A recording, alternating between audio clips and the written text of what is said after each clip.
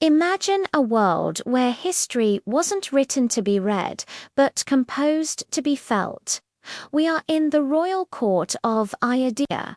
The year is unknown, but the technology on display is timeless. Before King Rama sit two young boys, Lava and Kusha. They are about to perform the Ramayan, but this is not a simple recital.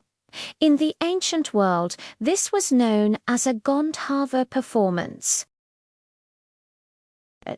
While we see it as art, the Vedic texts suggest it was a scientific acoustic experimenter method of svara or sound coding that could bypass the human ego and speak directly to the DNA. The Valmiki Ramayana specifies that they sang in the Marga tradition.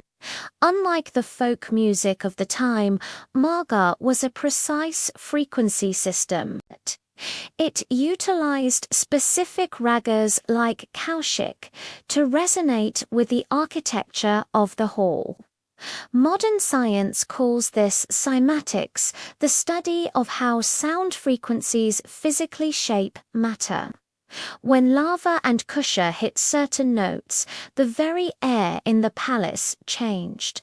The stone pillars, built with specific resonant frequencies, would begin to hum.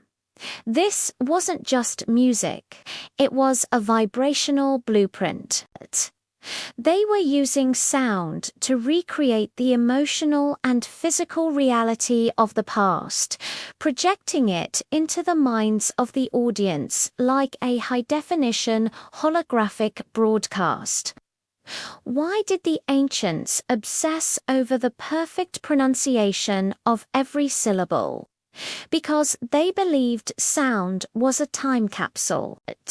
By encoding the life of Rama into a specific rhythmic structure there, Anesta Mita Valmiki ensured that the story could never be distorted. If you change the word, you change the frequency. If you change the frequency, the code breaks. When Rama sat as a listener, he wasn't just hearing a story about himself. He was witnessing a data stream. He was experiencing a Vedic recording that had captured the exact energetic signature of his deeds. This is why the Ramayana has survived for millennia, because of paper or ink, but because it was written into the very physics of sound. But the most shocking secret lies in cellular memory. Ancient masters taught that certain sounds could unlock locked portions of the human brain. The Gandharva style was designed to trigger samskara's deep-seated memories stored within our biological code. As the citizens of Ayodhya listened, their heart rates synchronized. Their brainwaves moved into a theta state, the bridge between the conscious and the divine. They weren't just learning history, they were being reprogrammed by it. They were aligning their own biological frequencies with the Dharma of the king. Today, we use silicon chips to store data. The ancients used the human voice. Was the Ramayana a myth, or was it a sonic technology designed to keep the human spirit aligned with the cosmos?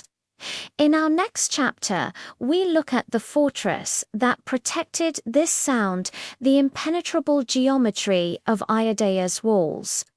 Subscribe and prepare to decode the defense systems of the gods.